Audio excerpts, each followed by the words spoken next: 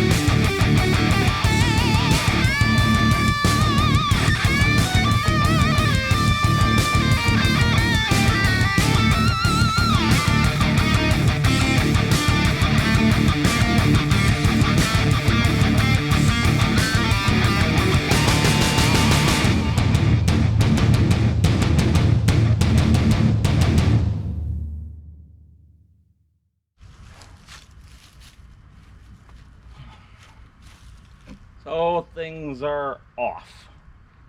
This time it's my fault, not the kit's fault. I missed that on these wing walls, they wanted this end stud rotated so that the long side lays against the inside of here. I didn't do that. So I did it completely wrong. And yeah, it's causing issues.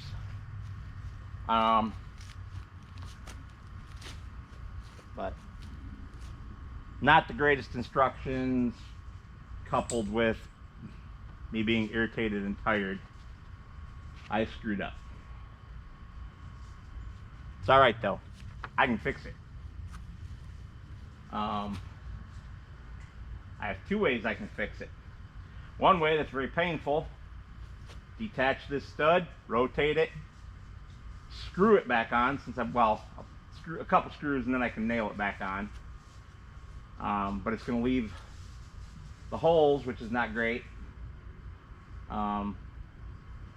Or I can just notch it and overlay them.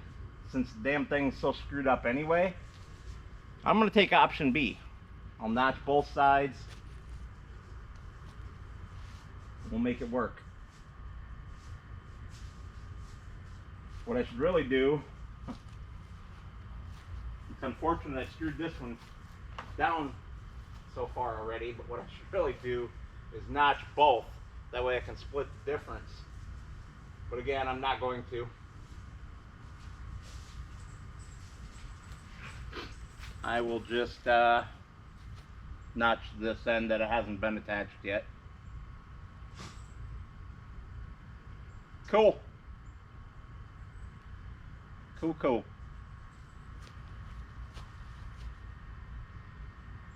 What a pain in the rear end. Oh. So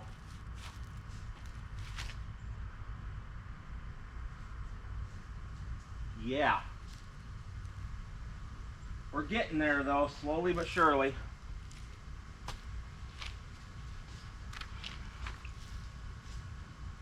I definitely need to add reinforcing studs on either side of the doorway.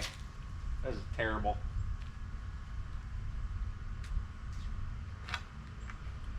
Which will mean I gotta grab some 1x3s, but whatever. If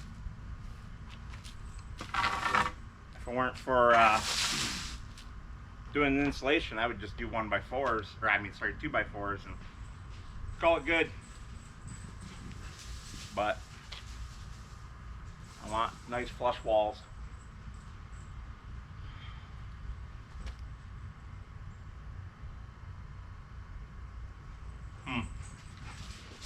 Yeah, that's gonna do it for me for this evening though.